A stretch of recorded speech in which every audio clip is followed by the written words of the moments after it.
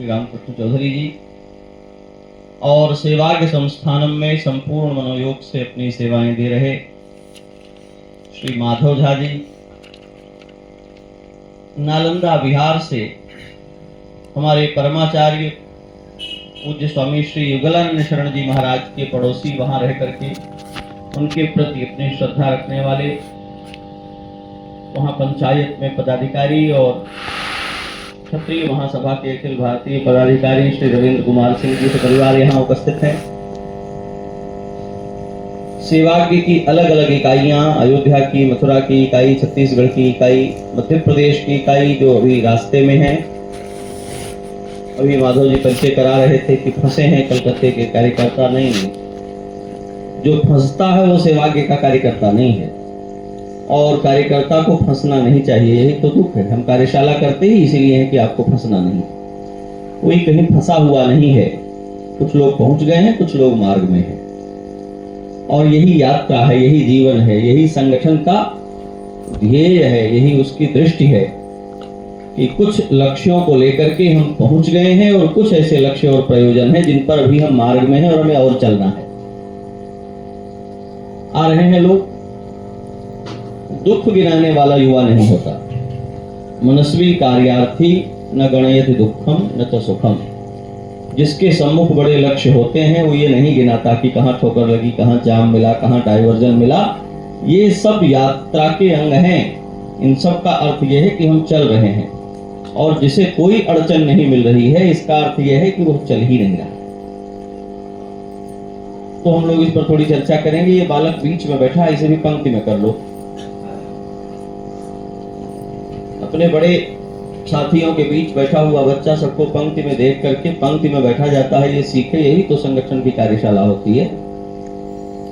अज्ञेय की पंक्ति है ना, यह दीप अकेला स्नेह भरा है, गर्व भरा मदमाता, पर इसको भी पंक्ति को दे दो। श्रेष्ठताएं, दिव्यताएं, योग्यताएं तभी फलवती होती हैं, तभी चरितार्थ होती हैं, तभी लोक में वंदनीय होती हैं जब वे किसी पंक्ति में चलना सीखती हैं। विलक्षणता, असाधारणता, अलौकिकता, निरंकुशता, ये सब कुछ ईश्वरीय गुण हैं। ये केवल ईश्वर में ठीक लगते हैं और कहीं ठीक नहीं लगते।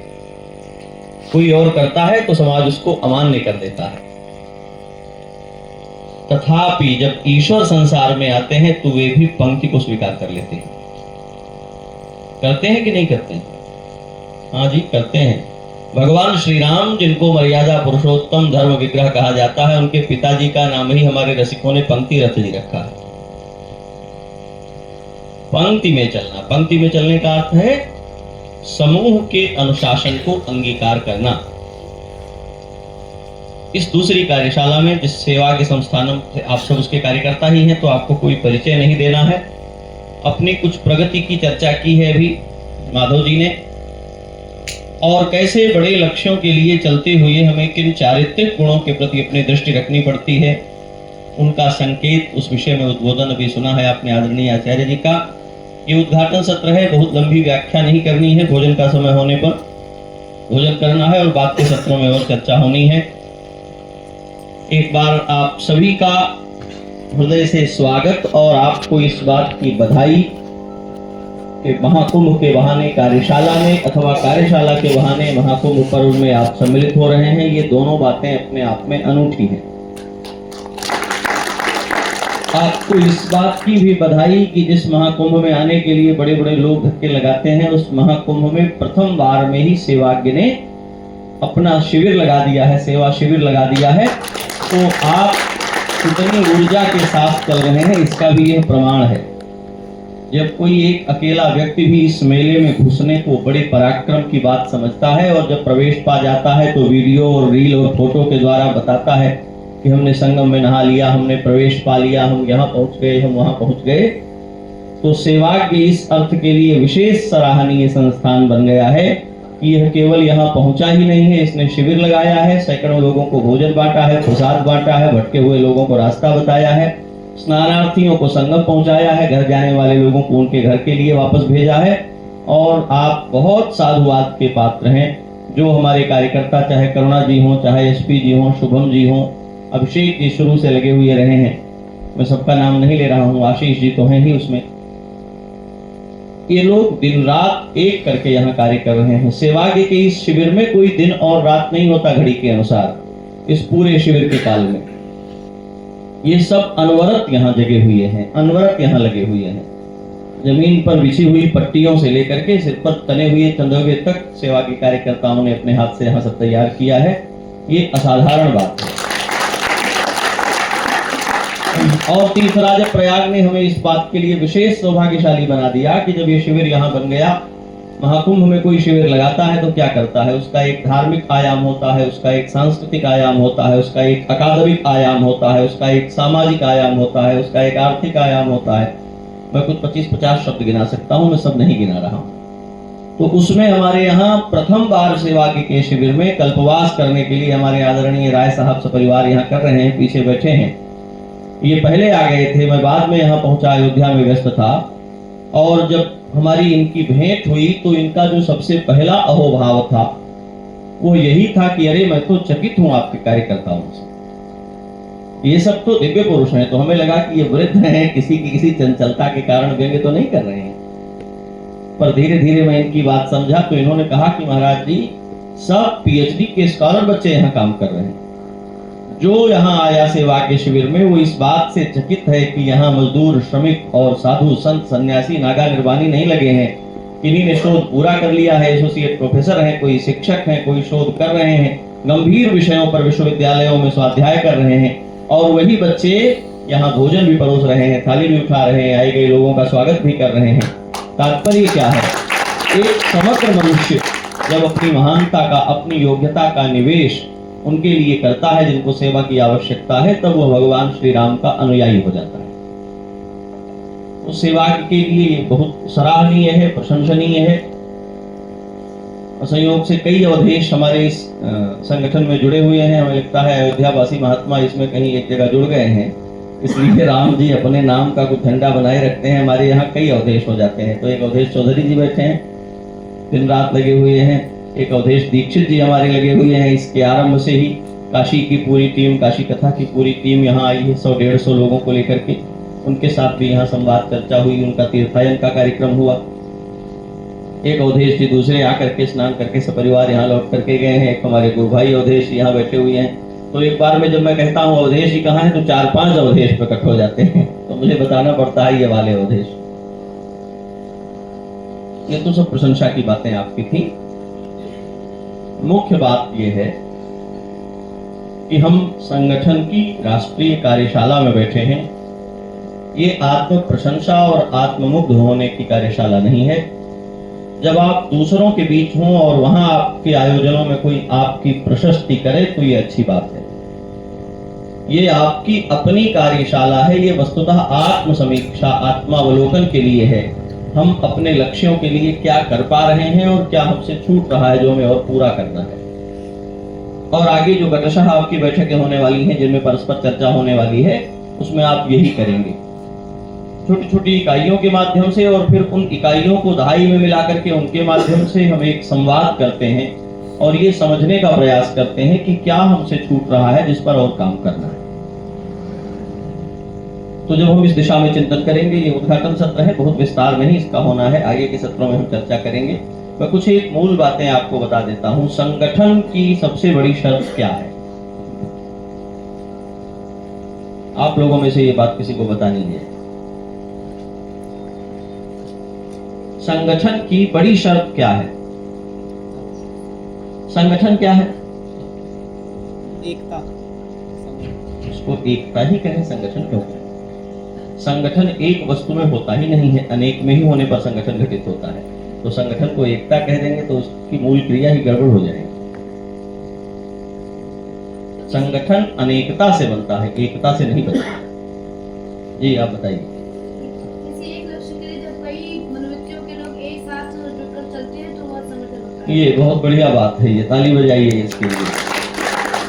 संगठन एकता को नहीं कहते, संगठन एकात्मता को। एकता और एकात्मता का अंतर मालूम है आपको ना? ऐसा समूह जो विलक्षण योग्यताओं, भिन्न भिन्न योग्यताओं से युक्त हो, पर किसी बड़े महत्व के लिए, किसी बड़े लक्ष्य के लिए अपने आकार, अपनी रुचि, अपने विचारों को समूह के लिए नियोजित करने को तैयार हो जाए। इसमें कितने लोग हैं जो खेती किसानी से परिचित हैं? जरा हाथ उठाएं जिन्होंने देखा है फसलों का काम, खेती किसानी देखी हो। फसलों का बोझा बांधते हुए कभी देखा है? कैसे बांधते हैं? खींच के। बिखरी हुई चीजों को इकट्ठा करके रस्सी से खींच करके बांधते हैं। ठीक से नहीं दबता है तो घुटनों से, पांव से दो लोग दबा करके बांधते हैं। उसमें क्या होता है? उसमें बंधे हुए प्रत्येक तृण का जो अपना बेडौल आकार है वो सिमट जाता है और सब परस्पर एक दूसरे से सट जाते हैं, चिपक जाते हैं। यही तो बंधन है। संगठन का अर्थ क्या है? हम अपने आकार के बेढंगेपन को समूह के हित में नियोजित कर दें, ये संगठन है। इसकी सबसे बड़ी चुनौती क्या है? अपनी रुचि और योजनाओं को निरस्त करना पड़ता है।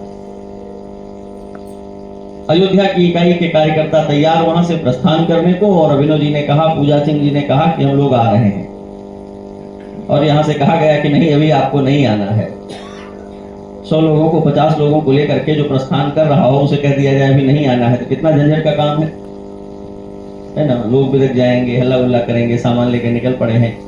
तीर्थ क्षेत्र है, धार्मिक भावना भी है, लेकिन कहा गया कि नहीं, यहाँ काशी के लोग आज बड़ी संख्या में आ गए हैं और मेला बहुत अधिक भीड़ से ग्रस्त हो गया है। आज आने पर जो लोग आएंगे उनको अवांछित स्थितियों का सामना करना पड़ेगा, वो हम नहीं चाहते हैं, इसलिए आज आपको, और इनको इसके लिए जो भी कठिनाई सहनी पड़ी हो, लोगों को जो बात कही गई है, जो समझाया गया होगा, वो अपनी बात बदलनी पड़ी होगी, फिर से समझाना पड़ा होगा, फिर से व्यवस्थाओं को नियोजित पुनर्योजित करना पड़ा होगा, करना पड़ा, लेकिन किया गया। क्यों? कि संगठन ये छूट नहीं देता कि अब हम तो तैयारी कर चुके हैं, हम आ रहे हैं। नहीं, फिर संगठन नहीं रह जाएगा। संगठन ये कहता है कि प्रत्येक व्यक्ति अपनी रुचि और अपनी समझदारी का उपयोग करे, लेकिन वो समूह की योजना के अनुसार करे। कार्यशाला इसलिए होती है कि कार्यशाला की जो योजना बनेगी उसमें हम ये समीक्षा कर पाएंगे कि किन हिस्सों में हम ठीक ठीक काम कर पा रहे हैं, किन हिस्सों में हमें और अधिक ठीक होने की आवश्यकता है। करुणा जी आपको बहुत बढ़िया अनुभव बताएंगे इसके बाद। आज तो अभी हम इनको नहीं कह रहे हैं, कक्षा जो बैठकें हैं उनमें किसी में आप लोग इनको बिठाइएगा। कम बोलते हैं ये, लेकिन ये बोलेंगे तो आपको बताएंगे, एसपी जी बताएंगे कि इनकी कितनी खिंचाई होती है वो हमसे सब। क्यों? कई बार हमारे कार्यकर्ताओं को लगता होगा कि महाराज जी बहुत असहिष्णु हैं। मैं हर बात के लिए बार बार दोहराता हूँ, टोकता हूँ, ये ऐसे नहीं हुआ, ये ऐसे नहीं हुआ, ये ऐसे। क्यों? मेरा तो किसी भी तरह काम चल जाएगा। जो बहुत सारे विधि निषेध और आचार व्यवस्था से बाहर निकल जाए वही न साधु महात्मा है, विरक्त है। पर आप जो समाज निर्माण के लिए बड़ी प्रतिज्ञाओं के साथ खड़े हुए हैं, उन्हें हर कदम पर, हर सांस में ये पता होना चाहिए कि परफेक्शन के लिए क्या करना पड़ता है, और जो हम कर रहे हैं ये परफेक्ट हो पा रहा है या नहीं हो पा रहा है। जो काम चलाऊ और कम से कम के मुहावरे के साथ काम करता है वो समाज को अच्छी दिशा नहीं दे सकता है। वो समझौता कर लेगा, कम से कम इतना तो हो ही गया। कल मैं किसी को कह रहा था, अभिनंदन को कह रहा था, इन्होंने कहा महाराज जी कम से कम तो इतना हो गया। कम से कम क्यों? हजारों करोड़ का निवेश करके जो महाकुंभ मेला हो रहा है उसकी गुणवत्ता को कम से कम के फार्मूले से क्यों ठीक कर रहे हो? अधिक से अधिक अच्छा हम क्यों नहीं कर पा रहे? और कम से कम करेंगे आप तो कम भी आपके हाथ में नहीं बचेगा। तो ये जो कार्यशाला है, आप सबको परमात्मा ने कुछ विलक्षण योग्यता देकर के धरती पर भेजा है। प्रकृति का यही सिद्धांत है। हमारे शास्त्रकार ताल ठोक करके ये बात कहते हैं, अयोग्य पुरुषः नास्ति। एक भी व्यक्ति धरती पर अयोग्य नहीं है, क्योंकि विधाता की फैक्ट्री में कबाड़ नहीं निकलता है, वहां केवल दिव्य निर्माण ही प्रकट होता है। ठीक है? तो जो भी धरती पर जन्म लेकर के आ गया है वो अयोग्य नहीं हो सकता है, यदि हमें ये समझ हो कि इसकी योग्यता का कैसे उपयोग किया जाए। और आप समझिए, जिस देश में, जिस समाज में काठ का बना हुआ व्यक्ति हंडी की खोपड़ी लगा करके, फटा हुआ कपड़ा पहना करके, बिजूका बना करके इंसान का अपने खेती की रक्षा किसान कर लेता हो, वहां चलता फिरता इंसान अयोग्य कैसे हो सकता है? देखा है आपने कि नहीं? कहीं कहीं ऊड़ कहते हैं, कहीं कहीं बिजुका कहते हैं। क्या कहते हैं आपके यहाँ? बुखार खेत में फसल को बचाने के लिए एक पुतला खड़ा करते हैं, क्या कहते हैं? यहाँ इसमें मिथिला वाले कोई हैं? हाँ, क्या कहते हैं? पुतला ही तो कहते हैं। नहीं, पुतला तो हिंदी है, मैथिली में कुछ और होगा। हैं? क्या कहते हैं? ये सब काशी आ गए ना खेती बाती छोड़ के। ये लोग तो महामना की खेती काट रहे हैं, तो ये नहीं बता पा रहे हैं। और पूर्वांचल वाले कोई हैं?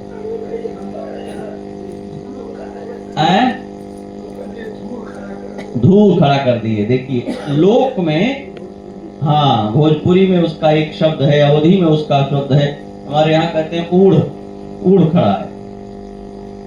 क्या मतलब है? हमारे यहाँ स्वामी जी ढुखार बोलते हैं उसको। हैं? ढुखार बोलते हैं। ढोखार, वो देखिए कहाँ? कौशाम्बी। कौशाम्बी में उसको ढोखार कहते हैं। मैं आपको एक बात पर ध्यान ले जा रहा हूं कि जो समाज मनुष्य की प्रतिकृति से भी कोई अपना कार्य सीधा कर लेता हो, उस समाज में कोई मनुष्य को अयोग्य कह करके तिरस्कृत कर दे, तो समझना चाहिए कि उसके ज्ञान में संदेह है, वो व्यक्ति ठीक ठीक नहीं समझता। तो संगठन किस लिए है? एक व्यक्ति कहीं अयोग्य हो सकता है क्योंकि उसकी योजना सही नहीं हो पा रही है। जब वो संगठन का अंग हो जाता है तो संगठन में योजना के अनेक आयाम होते हैं, तो सबकी योजना हो जाएगी, और सबकी योजना हो जाएगी तो आप मूल्यवान हो जाएंगे। आपको भोजन बहुत अच्छा बनाना आता है और भाषण देना नहीं आता, और आप किसी ऐसी जगह पहुंच गए हैं जहां आपको भोजन बनाने का काम नहीं है, क्या कर लेंगे? कुछ नहीं। लेकिन यदि आप किसी संगठन में हैं तो संगठन में भाषण दिया जा रहा होगा, तो भाषण देने और सुनने वालों को भोजन भी तो चाहिए, तो भोजन भी बन रहा होगा। तो यदि आप सेवाज्ञ में हैं तो चाहे आपको झाड़ी लगाना आता हो, चाहे आपको कील ठोकना आता हो, चाहे आपको गाड़ी चलाना आता हो, चाहे आपको बर्तन धुलना आता हो, चाहे आपको साग सब्जी बनिया करना आता हो, चाहे आपको मंच संचालन करना आता हो, चाहे आपको फोटो वीडियोग्राफी आती हो, चाहे आपको गाना बजाना आता हो, कोई ऐसी स्किल नहीं है जिसकी हमें जरूरत नहीं है, क्योंकि समाज इन सबसे बना है। तो संगठन में होने का अर्थ ये होता है कि आपके पास कोई भी जो योग्यता है, उस योग्यता का संगठन पुरस्कार कर सकता है, उसका उपयोग कर सकता है। और आप जानते हैं भाषण देने वाले से ज्यादा कीमत रसोई पकाने वाले की है संगठन में। हम एक समय का भाषण तो स्किप कर सकते हैं, लोग स्वीकार कर लेंगे, लेकिन अगर एक समय की पंगत हम स्किप कर देंगे तो हमको विद्रोह हो सकता है। ठीक है, तात्पर्य क्या है? मैं अज्ञेय की जो पंक्ति कह रहा था वो बहुत गहरी पंक्ति है। हम इस बृहत्तर समाज का, बृहत्तर लोक का हिस्सा हैं। हम चाहें तब भी, हम नहीं चाहें तब भी कुछ न कुछ सुरक्षा, कुछ न कुछ सुविधा, कुछ न कुछ सम्मान इस लोक का हमें मिलता है।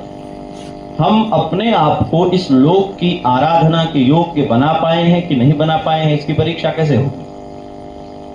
इसकी परीक्षा होती है जब आप संगठन में होते हैं। इसकी परीक्षा होती है जब आप संघीभूत होकर कोई कार्य करते हैं। इसकी परीक्षा होती है जब आप अपने होने को अन्यों के होने के सापेक्ष परिभाषित करते हैं।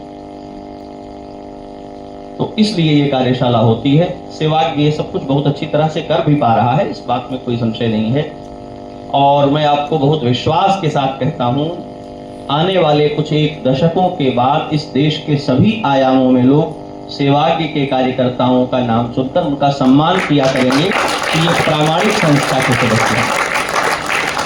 लेकिन इसके लिए आपको प्रतिक्षण ये याद रखना पड़ेगा कि मेरा बोलना, मेरा चलना, मेरा बरतना, मेरा व्यवहार करना, मेरा काम करना, क्या ये प्रमाणित करता है कि मैं सेवाज्ञ का सदस्य हूं? आत्म समीक्षा, भगवान श्री राम कहते हैं, मेरा व्यवहार क्या ये सिद्ध करता है कि मैं राम हूं?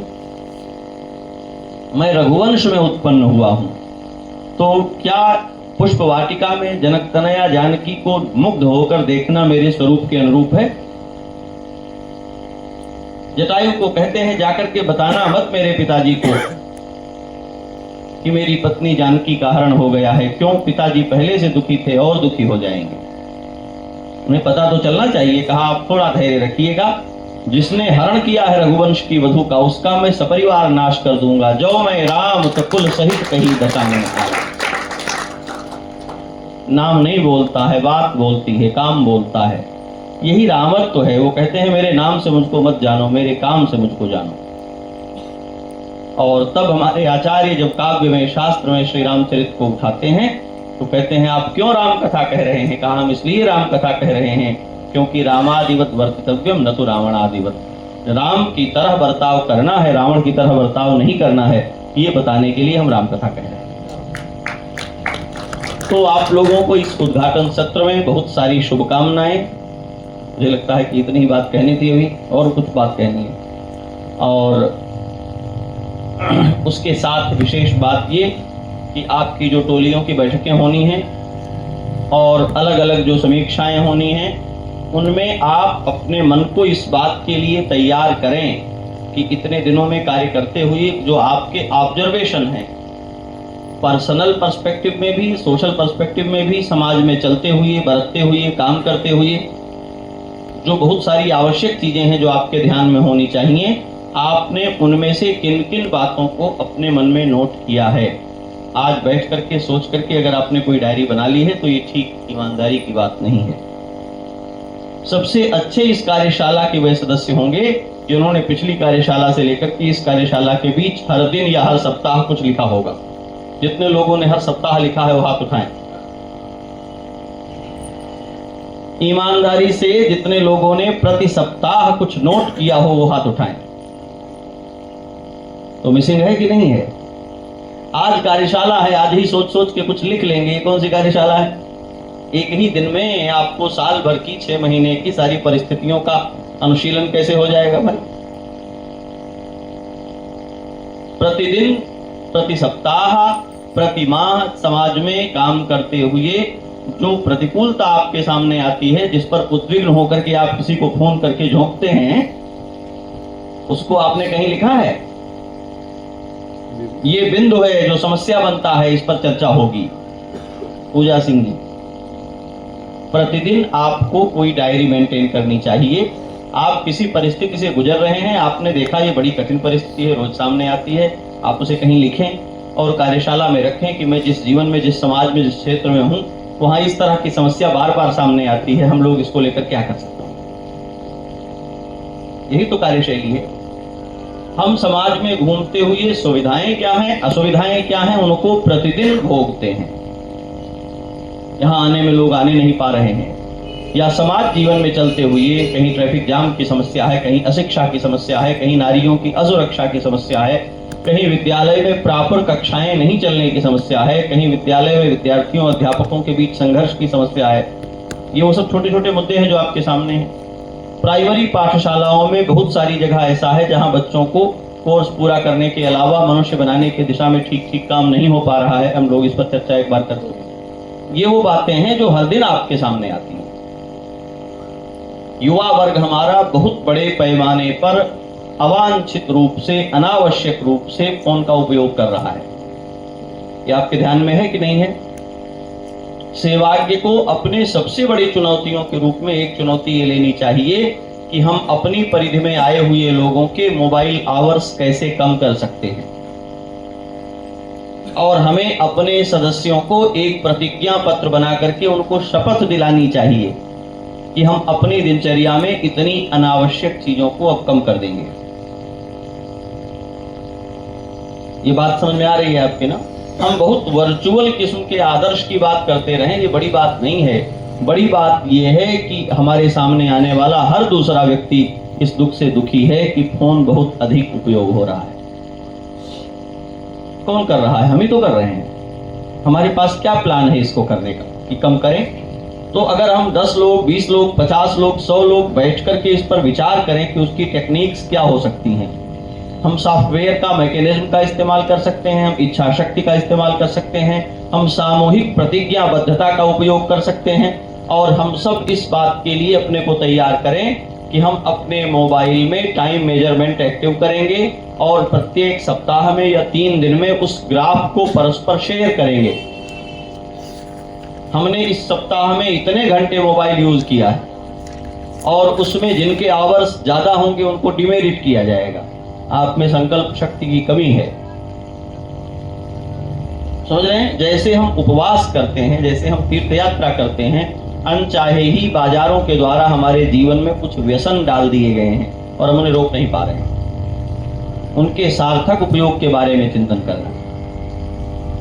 आपको लग सकता है कि ये बहुत छोटी बात है, पर ये बहुत बड़ी और गहरी बात है। वर्तमान युवा पीढ़ी के दिग्भ्रांत और डिप्रेस्ड होने के सबसे बड़े कारणों में एक कारण फोन मोबाइल है, और आने वाले समय में ये विभीषिका बन जाने वाला है, क्योंकि एआई आपका वो सारा डाटा सार्वजनिक कर देगा जिसे आप प्राइवेट समझते हैं। इस पर हमें काम करने की जरूरत है। लगातार हमको इस बात पर काम करने की जरूरत है कि डिजिटल दुनिया में जीते हुए हमारी बेसिक अवेयरनेस क्या है और हमारे कार्यकर्ता उनको लेकर के कितने जागरूक हैं। समाज में दैनंदिन जीवन में जो समस्याएं हैं उनके लिए हम कितने तैयार हैं, क्योंकि जो लक्ष्यबद्ध योजनाएं हैं उनके लिए तो हम एक स्ट्रेटजी बनाते हैं। युवा धर्म संसद या उत्कृष्ट भारत करने के लिए तो हम रोज एक स्ट्रेटजी बनाते हैं। महीनों की तैयारी लगती है, पैसा लगता है, लोग लगते हैं, प्लानिंग होती है। वो कार्यक्रम आप बहुत अच्छी तरह पूरा कर लेते हैं, पर आपका चलना फिरना मिलना हर दिन एक कार्यक्रम है, वो कितना ठीक से हो पा रहा है। आप जिससे मिल रहे हैं सेवा के कार्यकर्ता, तो वो व्यक्ति एक छाप लेकर आप पर जाए कि अपने मन पर जाए कि आज बहुत बढ़िया व्यक्ति मिला है। हमारी इस पर तैयारी है क्या?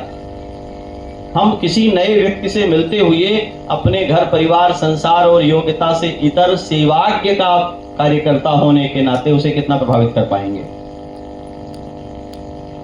जिन शब्दों को, जिन विचारों को हम दोहराते हैं लोगों को, वो हमारे समझ में कितने आने वाले हैं?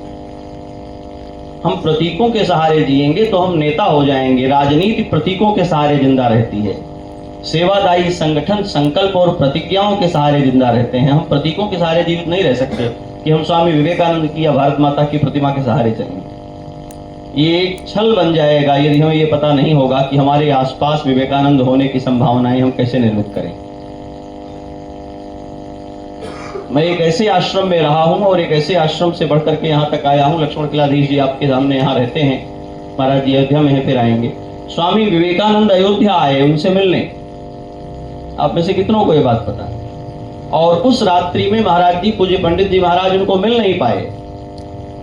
उन्होंने कहा हम जाएंगे, लेकिन स्वामी अखंडानंद जी जो उनके गुरु भाई थे उन्होंने कहा नहीं आप जा नहीं सकते, इनसे मिलाए बिना हम आपको नहीं ले जाएंगे, आपको इनसे मिलना पड़ेगा। क्यों मिलना पड़ेगा? स्वामी विवेकानंद की अतिशय तर्कशीलता और बौद्धिकता भारत की विकृतियों के बारे में उनको जितना चिंतित कर रही थी उसका समाधान उन्हें नहीं दिख रहा। जब पूज्य पंडित जी महाराज, पंडित श्री जानकीवर शरण जी महाराज से उनकी भेंट हुई तो वो इस बात से अभिभूत हो गए, भारत की समस्याओं का समाधान केवल तर्कशीलता से नहीं होगा, इसमें गहरी आध्यात्मिकता का योग होगा। और हमारा संत समाज, तपस्या निरत समाज, एकांत में जीता हुआ समाज इस समस्या का असली चिकित्सक है। उन्होंने चिट्ठी लिखी और उद्धृत किया उनको कि मैंने अपने जीवन में एक सच्चे महात्मा का दर्शन किया।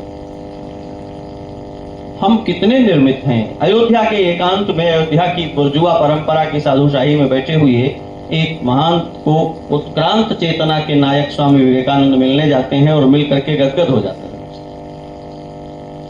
हम इस बात के लिए कितने तैयार हैं कि कोई हमसे मिलेगा तो थोड़ा इनलाइटेंड हो जाएगा, थोड़ा अधिक प्रकाशित हो जाएगा। हमसे मिलेगा तो उसके संशय थोड़े कम हो जाएंगे। हमसे मिलेगा तो उसका अनिर्णय, उसका द्वंद्व, उसका अवसाद थोड़ा कम हो जाएगा। हम स्वयं कंफ्यूज हो तो हम कर पाएंगे क्या?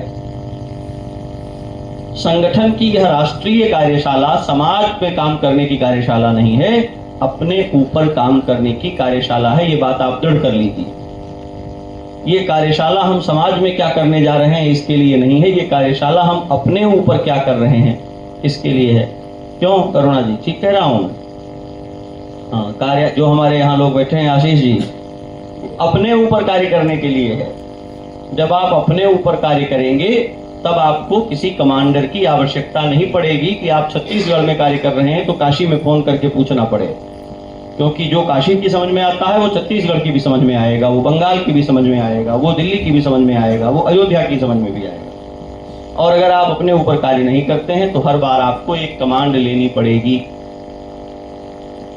अपने को इतना तैयार करिए कि हमारी हर इकाई इतना शानदार काम करने लग जाए कि कहीं कोई लोड और कोई विरोधाभास दिखाई न पड़े।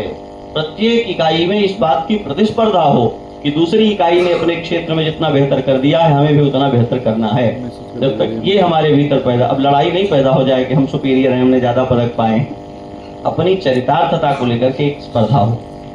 तो हम लोग आगे 2 दिनों में बैठने वाले हैं, इस पर बात करने वाले हैं। 2-3 बातें हमें केंद्र में रखनी होंगी। एक तो हमारे कार्यकर्ता का व्यक्तित्व,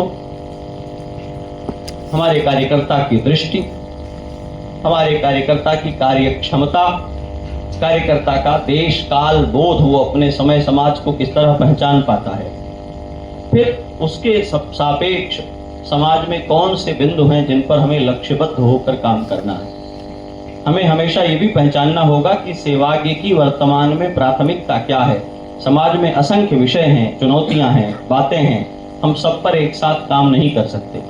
कभी हम शिक्षा पर काम करते हैं, कभी हम चिकित्सा पर काम करते हैं, निरंतर कुछ कार्य चलते रहते हैं, सेवा कार्य निरंतर चलते रहते हैं। पर हमें वर्ष वर्ष के हिसाब से अथवा महीने महीने के हिसाब से कुछ अपने निर्धारित लक्ष्य लेने होंगे। तब हम ग्राफ बना पाएंगे, तब हम ये पहचान पाएंगे कि हमने कितना काम किया। नहीं तो कभी कुछ करेंगे, कभी कुछ करेंगे, कभी कुछ करेंगे, तो आप ठीक ठीक मूल्यांकन नहीं कर पाएंगे। और जब ठीक ठीक मूल्यांकन नहीं कर पाएंगे तो आपको अपनी सार्थकता स्पष्ट नहीं होगी कि हम क्यों कर रहे हैं।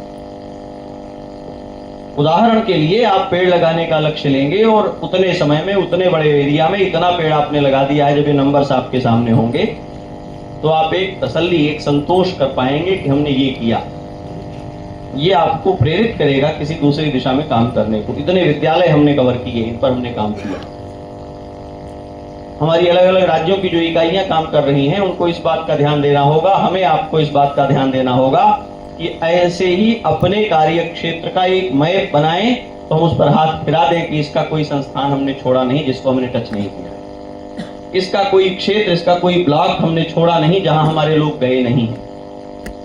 ये है आपके काम करने की शैली। जिस क्षेत्र की इकाई है उसे पता होना चाहिए हमारे क्षेत्र में युवाओं के निर्माण की और समाज जीवन की चुनौतियां क्या हैं और उस क्षेत्र में समाधान क्या क्या हो पा रहा है। इस पर तैयारी करनी पड़ेगी। ये बहुत सघन तैयारी है और ये तब हो पाएगी जब आप इसके लिए तैयार होंगे। जो खड़ा नहीं हो पा रहा है वो गाड़ी को धक्का लगा पाएगा क्या? जिसका पांव जमीन पर नहीं टिकता है वो किसी को ठेल पाएगा क्या? जिसके हाथ में काई लगी है, फिसलन लगी है, वो किसी चीज को मजबूती से पकड़ पाएगा क्या? सब कुछ करने के लिए क्षमता की आवश्यकता है और वह क्षमता आपकी कितनी निर्मित है, कितना और काम करना है, इस पर तैयारी करने की ये कार्यशाला है। तो इसमें हम लोग बैठेंगे, 2 दिनों में चर्चा करेंगे और मुझे भी आप लोग जितना समय देंगे उतना मैं भी आपके साथ बैठूंगा, बातचीत करूंगा।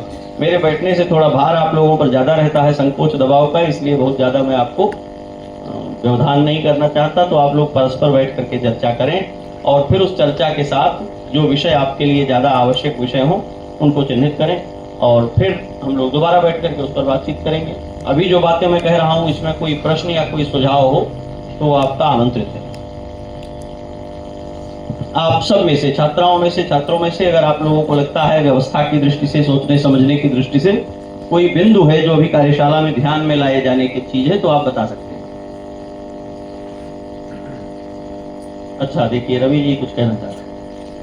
महाराज जी, सेवा के द्वारा जो परिकल्प चलाया जा रहा है और ये तो राष्ट्र के लिए बहुत ही आवश्यक है। आपसे बराबर सेवा के बारे में सुनते रहती है। तो जो वृक्षारोपण आप करते हैं तो मेरा उसमें सुझाव होगा कि वृक्षारोपण में एक सेवा का टैग ये लगा ताकि लोग समझें, देखें कि ये किस संस्था के द्वारा वृक्षारोपण किया गया है, उससे लोग प्रेरित हों। तो एक प्रेरणा के दृष्टिकोण से ऐसा कोई काम वृक्षारोपण ये सब जो है सेवा के वृक्षारोपण से जुड़े हुए किसी कार्यकर्ता को बताना चाहिए कि पहले से आप ऐसा कर रहे हैं या नहीं कर रहे हैं। निशांत जी बताएंगे।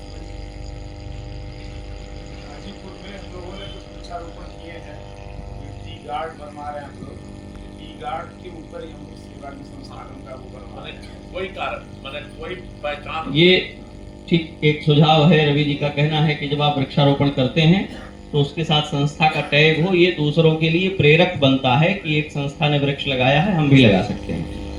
तो इस दिशा में ये लोग कुछ कर रहे हैं और सावधान होकर ये भी करने की जरूरत है। ये केवल प्रतिष्ठा पाने के लिए नहीं है, बल्कि ये इसलिए है कि इससे लोगों में प्रेरणा जाती है कि एक संस्था वृक्ष लगा रही है, हम भी वृक्ष लगाएं। ठीक है, और कोई आप लोगों में से कोई प्रश्न है, कोई बात है, या विराम किया जाए? तो इस संदेश के साथ, इस आह्वान के साथ एक बार फिर से आप सभी के लिए बहुत शुभकामनाएं। आपकी ये 2 दिनों की कार्यशाला बहुत अच्छी हो, सफल हो, सुखद हो। तीर्थराज प्रयाग में आप बैठे हुए हैं, गंगा यमुना की धारा प्रत्यक्ष है, सरस्वती की धारा को भी आप अपने प्रयत्नों से इन 2 दिनों में प्रत्यक्ष कर लें और उसमें भी आप अवगाहन करें। और अक्षय वट की छाया, नाग वासुकी के समीप आप बैठे ही हैं, अक्षय वट की छाया आपको मिले और जो क्षयिष्णु समाज है, कह सकते हैं क्षय से ग्रस्त समाज है, वो अपने अक्षय भाव को भी प्राप्त करे आपके प्रयत्न से। सेवा अत्यधिक महत्वपूर्ण विषय है, मैं इस पर बहुत बोलता रहा हूँ पहले भी, तो आज उस पर कोई व्याख्यान नहीं। ये एक बात कि ये कोई वर्चुअल, कोई आभासी मीटिंग भर नहीं है। अपने कार्य करने की क्षमता, अपने उत्तरदायित्व और अपने अस्तित्व, इन सभी की एक गहरी समीक्षा आपको 2 दिनों में करनी है और ये प्राथमिकताएं पहचाननी है कि हम क्या करने वाले हैं। आप ये सब करने में सफल हों, इस बात की शुभकामना। इस 2 दिवसीय राष्ट्रीय कार्यशाला की शुभकामना। एक बार फिर से सेवाग्य संस्थानम को और उस पहचान और नाम के लिए आप सबको इस बात का बहुत साधुवाद, बधाई कि महाकुंभ 2025 जो हम लोगों के लिए एक असाधारण अवसर है, इसमें आपका शिविर यहाँ है, आप यहाँ अपनी सेवाएं दे पा रहे हैं। सभी को जय सिया राम।